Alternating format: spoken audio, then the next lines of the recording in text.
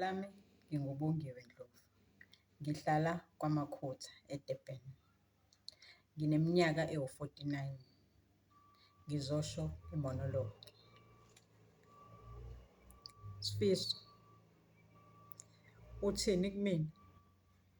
Emva kwesikhathi esingaka Sifiso, ngikubekezelele kodwa wena uzongenze nje? Hhayi, awukwazi ukusho njalo kumina. Wena ungangitshela lokho?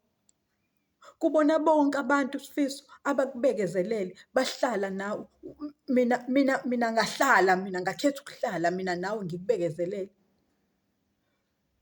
Uyakhohlwa Sifiso ukuthi mina ngafika ngiyitshitshi kuwena.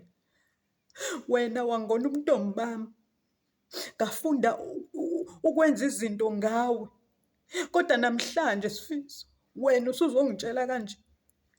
Usukhetha wena ukuhamba nabanye? Hhayi Sifiso, kulungile Sifiso, bazokubona kodwa banamehlo. Le nto oyenza kumina nakuwena iyokwenzeka.